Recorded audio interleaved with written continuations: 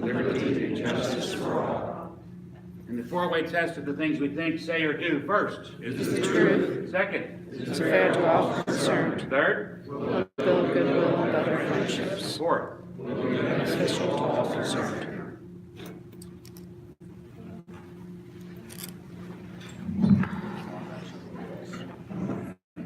For all of you keeping track of the time that took Greg to do, that is our fastest four-way test and pledge. Congratulations. Sean, do we have any visitors today? We do have visitors. We have Amy Beck is with us with Republic Bank. Welcome, Amy. Kathy Fenton is with us with Republic Bank. Welcome, Kathy. So you guys lend money, or who wants to get up and speak? Does Jason Payne still work there? Does Jason Payne still work there? Okay, good. Yes, we are with Republic Bank. We're happy to be here as a guest today. Dave Booker retreated us to come and meet everybody and see what you're about. And yes, we do lend money, commercial, residential. Sorry, Chip, but we are. Thank you. Oh! Competition. Welcome. Maddie Reed is with us from Cooper High School. Maddie, why don't you stand up and tell us about Maddie Reed? I currently attend, I'm a senior at Cooper High School, and I'm planning to attend the University of Kentucky to study oncology at med school, and I'm focusing more towards pediatric oncology.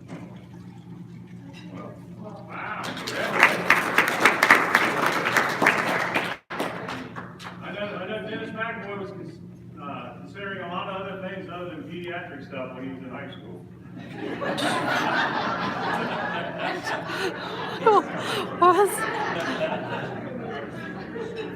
We'll also welcome Pat Wingo from the city of Florence. Welcome back, Pat.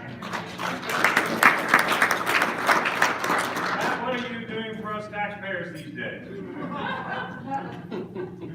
Well, I recently shifted my focus at the city of Florence, and I am now focused primarily on Main Street revitalization and neighborhood revitalization. So, Great. that's what I'm doing. Good, thanks. Welcome. Great sports weekends where there's, I saw the Reverend come in. Now, Reverend, you know, it's kind of a mixed bag here because you're for Virginia and there's other folks from Louisville. Where's Charlie? There you go. So Charlie won the first half, and you won the second half.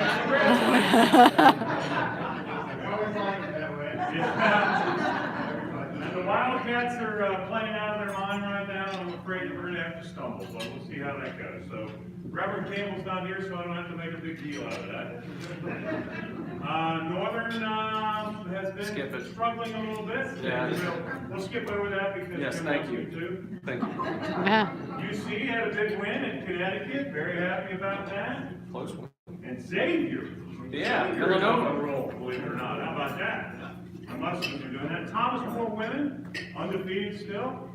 Very, very, very good team. That was the sports report. Where's Janice? We have culture report for you, Janice. Yeah, wow, ArtsWave. I love it. Yeah. My wife donates and she gets time off from work, so it's great. The Oscars were last night, and I had it on recommendation from guys that got rained out playing golf in Florida that The Green Book was an excellent movie. And it actually won the big award. So congratulations to those guys who are critics after getting rained out in golf. But then runner-up was The Black Book, written by Bob Kraft with the Patriots.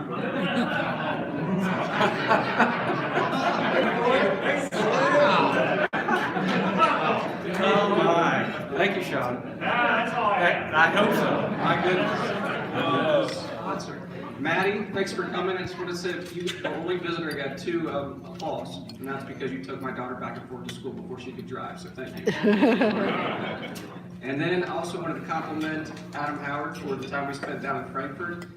If you have a chance to go next year, I highly recommend it. We got to meet with the chief of staff. I forget his name. Blake. He sat down with us like we were out in his backyard on a barbecue. Dave Wolfer went. We had a very good time. So again, if you have the chance, next year I understand it's Ian who's going to be in charge of that. So you have big shoes to fill, my friend. We had a good time. Quick reminder that the club's board meeting is directly after this. I have a couple people who can't make it, and that'll be just fine. But we are in the Florence boardroom just down the hall. Also, I wanted to give Barb a chance to talk to us about the event this Friday and Saturday. And the details, please. Yes. Okay, well, after all these months, we're finally at the week, and now we're only 4 days away from our first night, Flappers Fun and Fury. If you haven't made your reservation yet, and you really do want to come, there's seats still available. However, because this is a catering kitchen and not a restaurant kitchen, we have to prepare the food in advance. So that means I need to know how many of you are coming if you haven't purchased the ticket. So please go online and register, and we'll have a seat available for you because there's plenty of seating there. But we need to know so that we have plenty of food there. We'll see what kind of detectives are. And what kind of detectives you are, absolutely, because we're gonna compete against each other for a prize. Thank you, Barb. So there's going to be around 70 reserved for Friday, 80 reserved for Saturday. And if you come and don't tell us you're coming, you're still welcome. But the likelihood you'll be able to eat is a little bit smaller than if you would just reserve on Friday. Right? Come, but you may not eat. You might have to have leftovers. Okay. That's fine. Our dual first quarter community sponsors are Go Pantry and New Perceptions. I wanted to give you an update as far as what we've collected so far. So far, we've got $90 to our goal of $500. So we have until the end of March, which is 5 more meetings, including this one, to hit our goal with an extra $410. Cooper High School's exit interviews are March 15th through 19th, and we also have March 25th through April 5th for Boone County High School. Steve has been organizing that through an online registration, and if you have any questions. Yep. You need that. Testing. There it Yes. goes. Okay. Our next team leader meeting is March 3rd from 11:15 to 11:45 a.m. with Frank here at the Hilton. Is that correct, Frank? Yep. All right. Right before our Rotary meeting. Okay. We're going to need some new batteries. April 22nd will be our Teacher of the Year. May 20th will be our annual club raffle. And June 1st will be our free fishing day. Wayne Frolicker, I'm going to work on this while we introduce our speaker. We'll be introducing Jody Perry with the ArtsWave.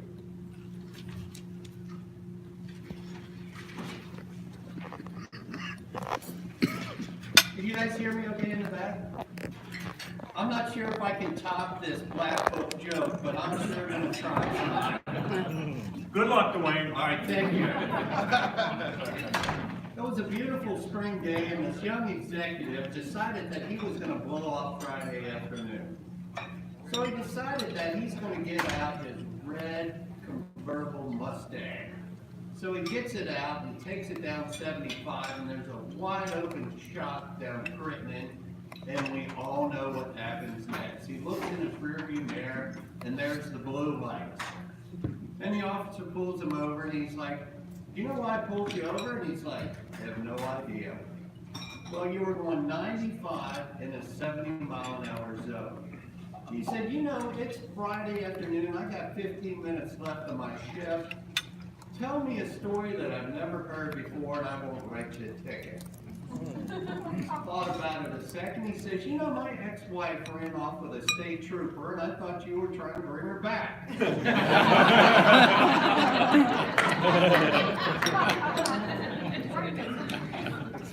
I'd like to tell a little bit about my family history. On my grandmother's side of the family was the Kukli family. They were German immigrants, and they migrated over here in 1891.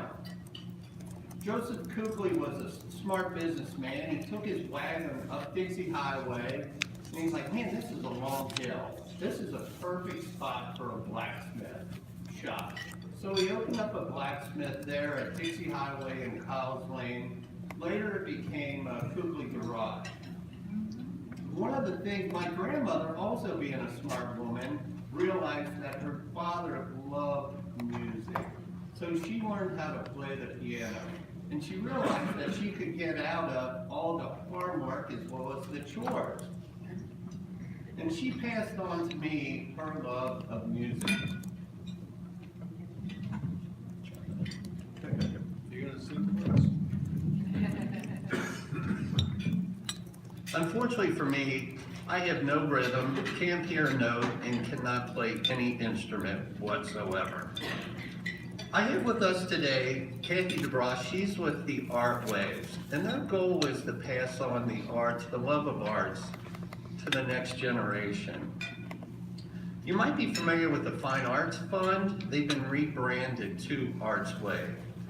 They sponsor 125 different organizations. They sponsor the Carnegie, Behringer Croft, as well as the Kentucky Symphony. I don't know if anybody's went to Blink or Luminosity across the river. They're the major fundraiser of that. And my fellow Rotarians, I'd like to think out of the box a little bit today. What if Rotary sponsored an Arts in the Park? What if the city of Florence sponsored a Luminosity and bounced it off of the Florence Mall and had the Florence Community Band play? What if Boone County had an Arts Walks? Today I'd like to introduce Kathy DeBross. She is a Vice President of Marketing and Engagement from Ohio State. She got her master's degree from Baker's University College. Please help me welcome Kathy DeBross.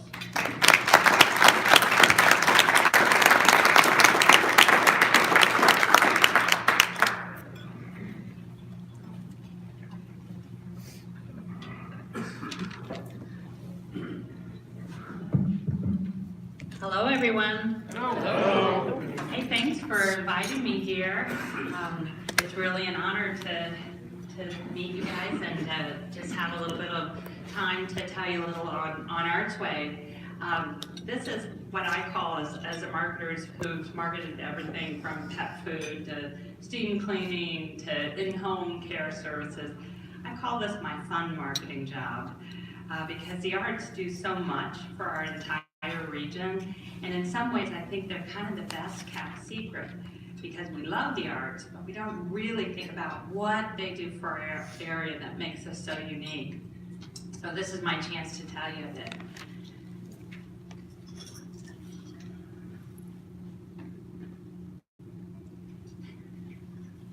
So ArtsWave was rebranded about 8 years ago. We were the Fine Arts Fund, and we had a real kind of narrow focus. And there's a big desire when we talk with the entire region, meaning the entire Cincinnati, Northern Kentucky, MSA, 15 counties, of how about you take the money that's raised through all of us and spread it throughout the entire region. And so that was part of the shift. And then we also renamed the organization ArtsWave. But one of the things that I think people don't realize is that every year there's 100+ projects and organizations are being funded through all the money that we give to ArtsWave. We were also the first, and we are the largest, privately held community arts campaign in the nation. And if you think of our area, we certainly aren't the largest area throughout the country. But I attribute that to all the generosity that we have in our region, and also a lot of forethought that I want to talk a little bit about how that started, because it's a real competitive advantage too to our region, just what people were thinking about in the 1800s about the arts. There's a vision we have for the arts, and that does two things. It connects people. So if you did go to Blink and you were standing, say, at the Freedom Center, and you were looking at the Maya Angelou or the MLK quotes, and you had someone next to you, you were sharing an experience. And it was like, wow, you suddenly were connected to a stranger witnessing the same sorts of things. But the other thing they do is just economically. it's such a shot in the arm that it does for our entire region. So we say that the arts also have this real economic vitality aspect too.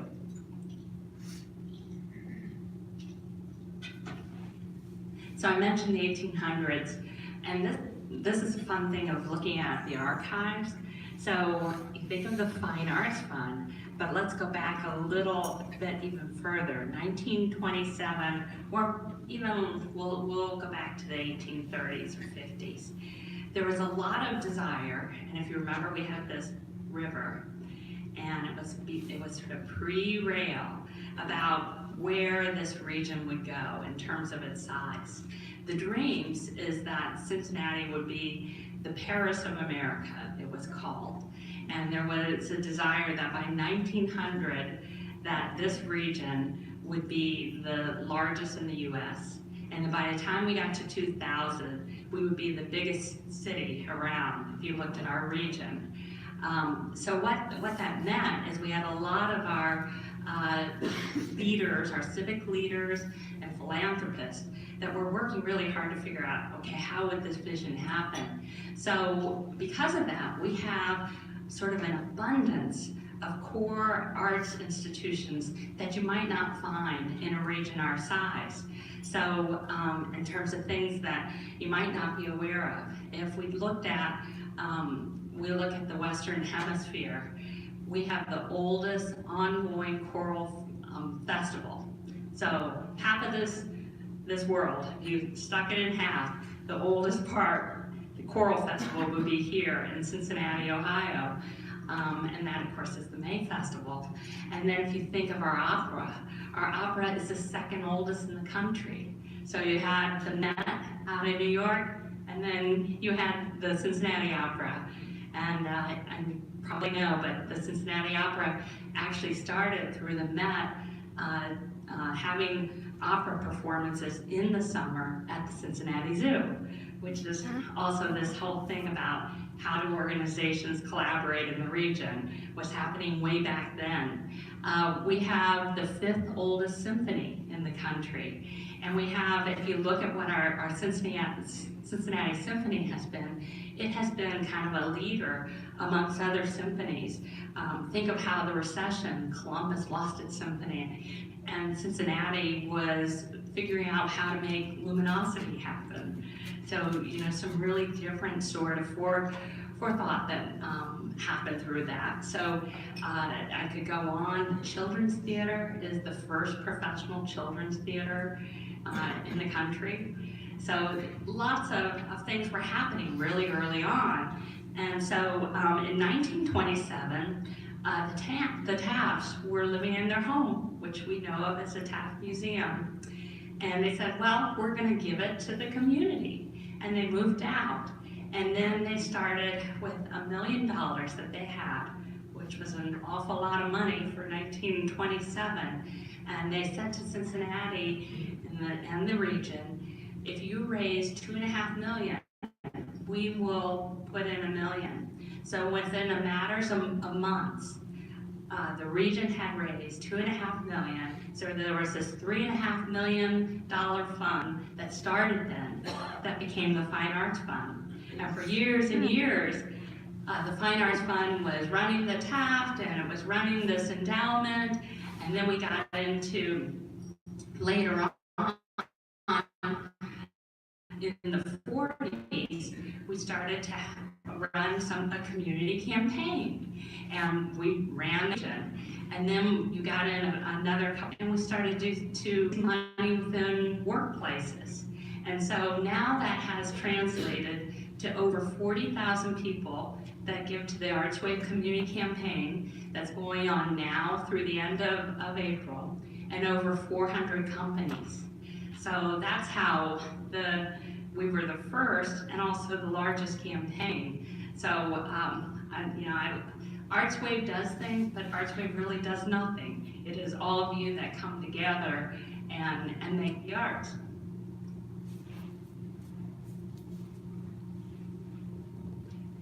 So this is the footprint of just the organizations that were funded last year, and some were mentioned, Behringer Crawford, the Carnegie, the Catalytic Fund, the Center for Great Neighborhoods in Covington, Children Incorporated, Commonwealth Artist Student Theater, Dinsmore Homestead Foundation, Footlighters, Friends of Peaselburg Neighborhood Association, the Kentucky Symphony, NKU, Scripps Howard Center for Civic Engagement, Renaissance Covington, World Affairs Council of Cincinnati and Northern Kentucky.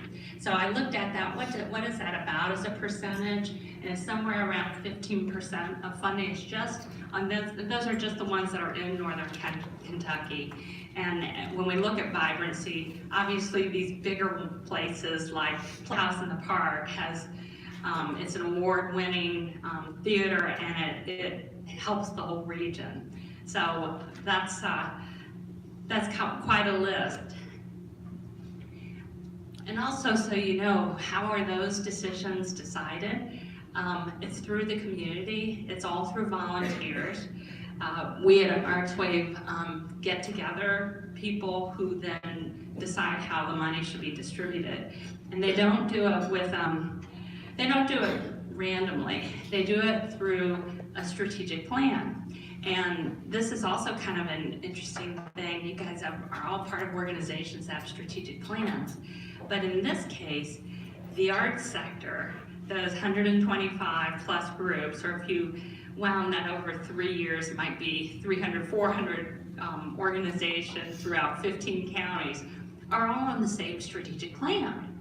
So if you open up the Cincinnati Black Theater Company, or the let's see, you open up the Symphony annual report, you're going to see the same sort of language. And to get funding, we actually require our organizations to say, how are you affecting these 5 things? And so when we say put Cincinnati on the map, we're talking about what do you do in terms of making sure that Cincinnati is really up there in terms of earned media or recognizable things. What are you doing to attract and retain talent? What are you doing that's going to help our future generations? Bridge cultural divides is just what you would think it is. It's coming together. And what are you doing intentionally so that we understand one another better and appreciate and respect one another? Fuel creativity and learning is the whole education component.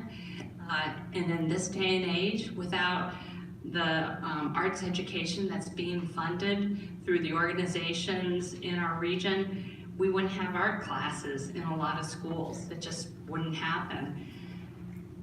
Deepen roots, the whole YP effort. We have over 500,000 arts experiences that are being engaged with young professionals throughout the entire region.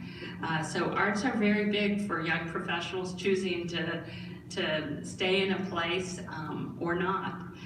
And then enliven neighborhoods.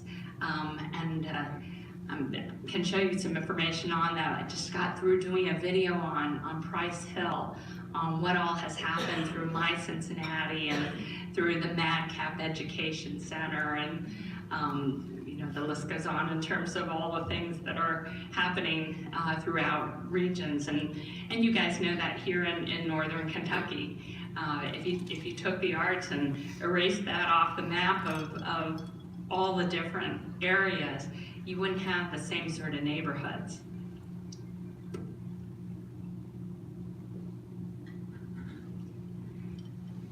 So Cincinnati region is a little bit different than a lot of other regions, say Cleveland or Columbus. If you look at how the arts are funded, we don't have any local taxes that fund the arts. We don't have a local government agency. Ticket sales, this is a real misnomer. People think, oh, well, you know, they get it through ticket sales. Ticket sales, the revenue gained from that is less than half of operating costs. So that means fundraising needs to be a big part of things. And then, as you might guess, the 40,000 of us that come together is how we support our arts in the region. So we have raised for the last 5 years over $12 million a year for the arts. And when we look at, we did some digging into per capita, and that per capita is when you take the 15 county area and you divide out that 12.5 million, and it's about $5 a person that we're raising. Now, the thing that, in looking at that, is we also looked recently, because if you remember, our region was a contender for the second Amazon headquarters. We looked at that, and all the contenders that were finalists in that last round were all well above 10 and some above $20 per person. So, you know, that's just a little indicator about how, if you're trying to attract people to a region, I mean, think of yourself when you're going on vacation, you look for where are the areas that have something going on.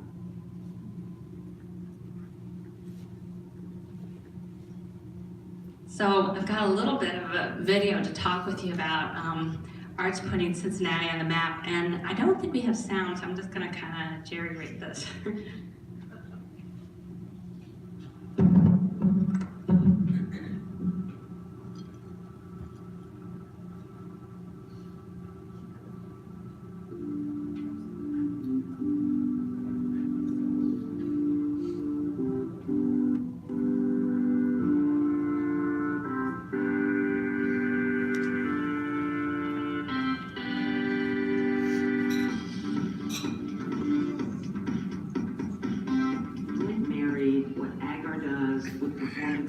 what Artworks does with community engagement. Tim Maloney from the Hale Foundation, who just seeds an idea and then sits with you and makes it happen. And then, of course, Brave Berlin, who had a gorgeous network of local talent to create the animation. So it was taking these distinct art forms and marrying them together and creating this 20-block, absolutely spectacular event.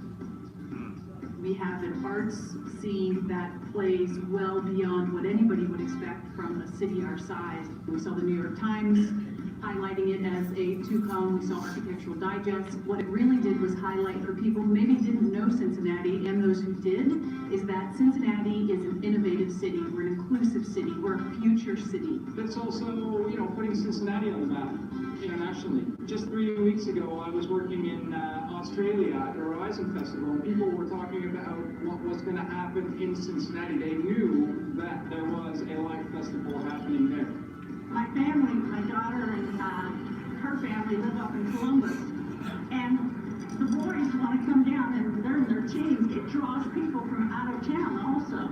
I get to travel to several big cities, such as like Cincinnati, on a regular basis. It's Cincinnati's way of saying, this is our style. ArtsWave really has impacted that just daily conversation and understanding that people have that arts is critically important to what we've built here. Bling actually is a perfect example because, again, you have arts as the vehicle. It brings people together, it helps drive the economy, it helps tell the story. So there's this beautiful relationship with these organizations because we all have the same vision. And ArtsWave is sort of the charge, the leader of that vision.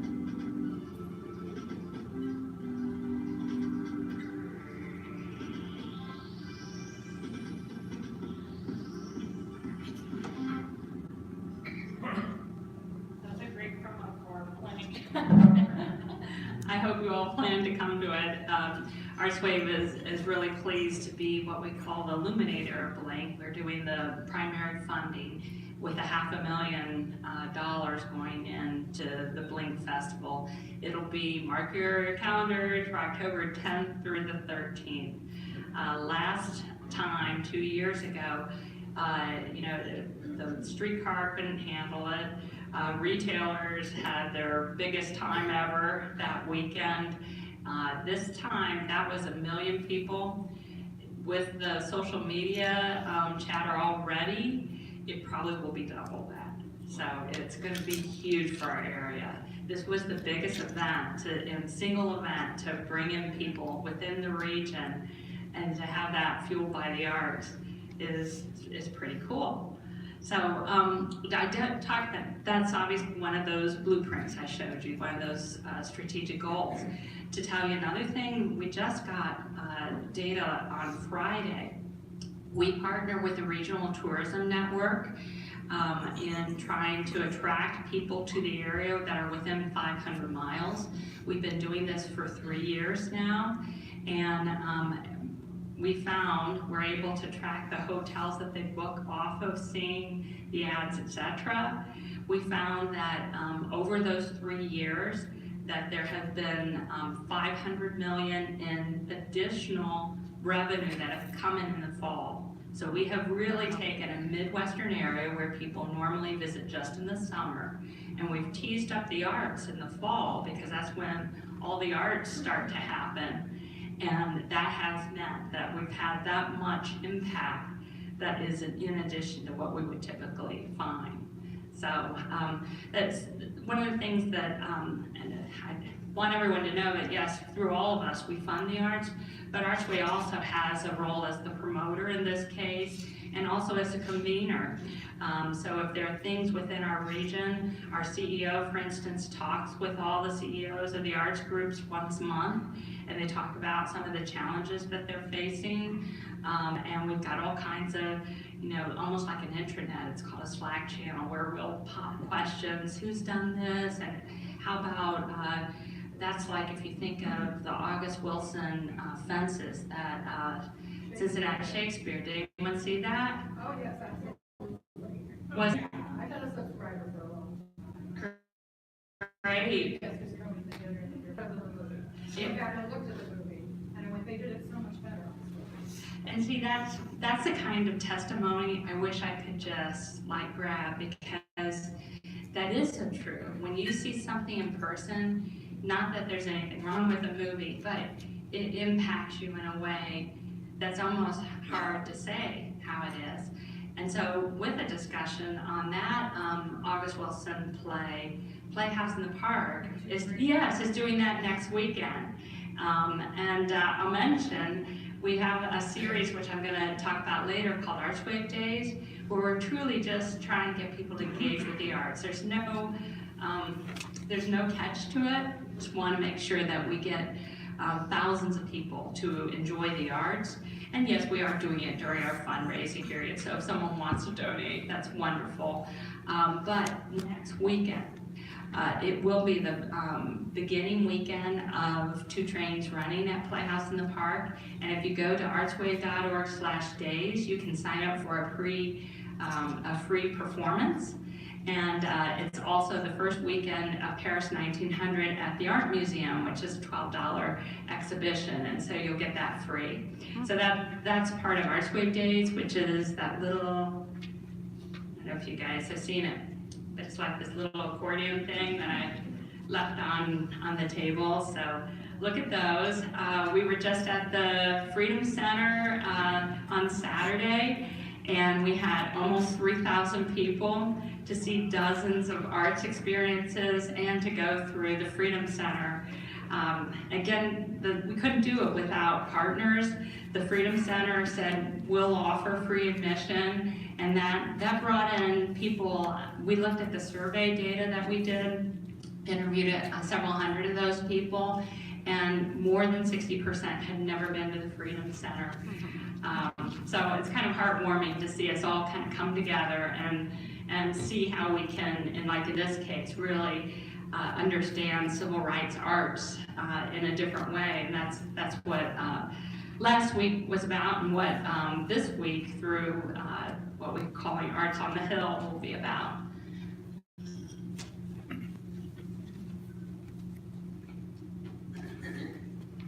So I wanted to show one other, because I think this one's kind of, I'll kind of touch on the blueprints. So this one's obviously an education one. Under Arts Deep in Roots, which I'm not going to show, I mentioned 500,000 arts experiences that touch young professionals, which is a huge benefit. Under Arts Enliven Neighborhoods, ArtsWave funds over 3,000 activities that are outside of the concert hall, and that's throughout the regions. Those are just activities. So that's not counting the number of people that go to all those activities. So a lot of the festivals that are happening around, like I think of the Catalytic Fund, that was one of the organizations I mentioned in Northern Kentucky. There was an event on the Purple People Bridge where there were all these picnic tables that were painted by various groups throughout the entire region, and then they were spread out in Northern Kentucky. That's the kind of really local type of thing that's being done. So that's that blueprint. So under Arts Fuels Creativity and Learning, 235,000 children are getting educated in the school through the arts. And they're through things that are being done, whether that's by something that, say, the symphony might be doing, or whether that's something that may be done through Biokato, teaching African dancing. I mean, it's just all kinds of experiences that are the things that kids will remember later on. But one of the neat sort of gems that is very close by here is the Carnegie. And their education director has a heart, so big, because what they do, I can't really express it well enough, so we decided to tape it.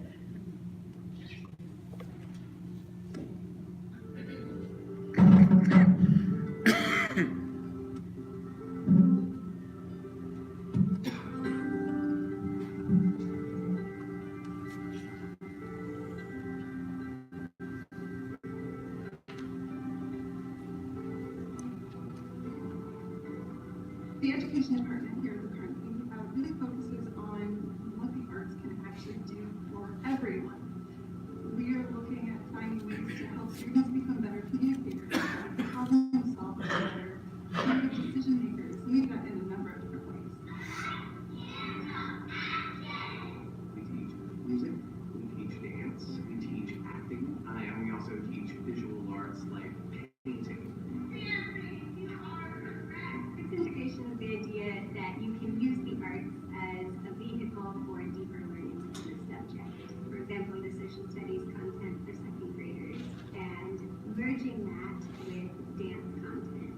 Based on research, when you integrate arts with subjects like math and reading, student engagement and standardized test scores improve, which is amazing. The arts really inform who you are and how you navigate the world. Thanks to ArtsWave, the Carnegie gets to do this work every day. We get to work with students and watch them grow and become innovative, and we couldn't do this without their backing. We are making fully developed human beings, and that's what the arts provide.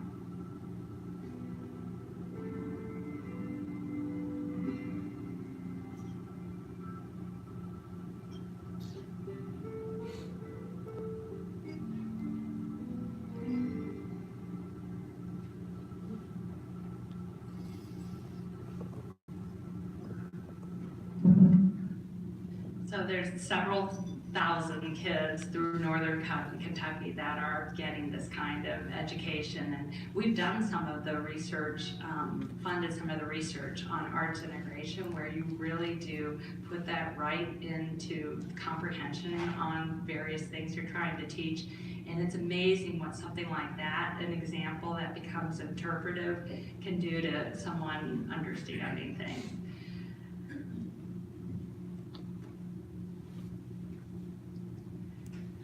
So also kind of interesting, when you give a donation to ArtsWave, you actually get arts yourself. So it's kind of a fun thing that at the $75 level, we have something called an ArtsWave Pass, which I put this right here, which will tell you some of the organizations that are part of ArtsWave Pass. but it's a buy one, get one free to 100+ experiences. There's arts, but there's also restaurants and the Cincinnati Zoo and, you know, FC Cincinnati, and all kinds of things are on there. So just a variety of people that have offered that up so that when we can encourage a $75 donation, but you get this. And that's totally tax deductible. There's not a specific value we have to put on that. Then when you donate $150, you'll have a special experience at Blink. It's still being figured out.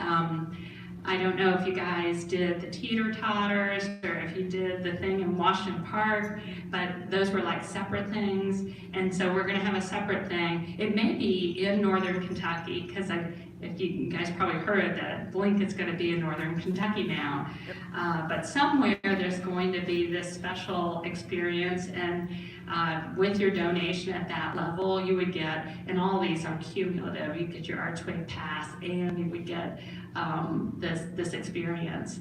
Then if you give $250 or more, you also get 2 tickets to any of the resident companies at Music Hall. So it could be the ballet or the opera or whatever. And then at $500, there's a special VIP sort of donor central where you can get information on Blink and hang out if you're tired, and then we have leadership giving. So those are all the things that a person gets. I mentioned our ArtsWave days, so just take a look at those, because we have another 4 of those happening between now and the end of April, including an incredible open house of Music Hall, where you can see the back stage of Music Hall with guided tours and hundreds of performances and so forth. So that's all in your little brochure. If you're looking for information in the region on what to do over the weekend, or any day, just go to artswave.org/guide. We have the most comprehensive arts calendar. So you're probably thinking, well, how can I help? There's several ways. If you're not giving to ArtsWave, we certainly encourage and appreciate any donations. But you also may be someone who has in your organization, there's benevolent giving, or there's sponsorships, or you're looking for employee engagement. One of the things that's been found, and we've also written in Americans for the Arts, that being able to do arts as a form of employee engagement has also been something that has helped employee retention. So we have something called Cincy Sings. It's become a model for other arts councils throughout the country, where we do sort of an American Idol of choirs. This year we've got 15 companies signed up, and they're all working on different songs. Macy's, when they opened their most recent call center, had to integrate different departments that never worked together. So getting a choir together to sing for the sing-off was like a big deal. So anyway, join us April 9th for Cincy Sings, and if you have any interest in your organization, we will get in there and coach you, and it's a lot of fun too. So employee engagement. Also, if you know of someone, like maybe you work in a company where you have a workplace campaign, but a friend works in another one and they don't, just giving us a tip is awfully helpful, because sometimes it's a foot in the door, and sometimes it takes a couple years too. And then help us to spread the word. If you, on Facebook, you can find ArtsWave, and Twitter and Instagram. We tend to be the most connected in the arts, so you also learn kind of cool things that are happening. So if the Contemporary Arts Center has gotten some cool exhibition, we'll be the first one sharing the information out. But that's the kind of thing too, just friend us on Facebook, Instagram, Twitter, and it'll be information to have, but also information you can share. So that's really, I think, all I've got. So am I over on time? Yeah, not would say.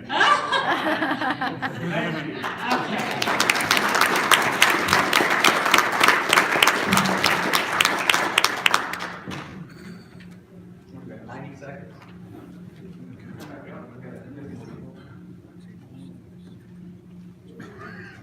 The raffle today is when Wayne Froliger had 2 tickets to Hamilton. Is that what we heard? Oh. Everybody was smiling. Oh. Thank you for speaking to us. After an egg timer for all those times, okay. Would you be fair and pick our raffle winner, please? Sure. Make sure it's mine.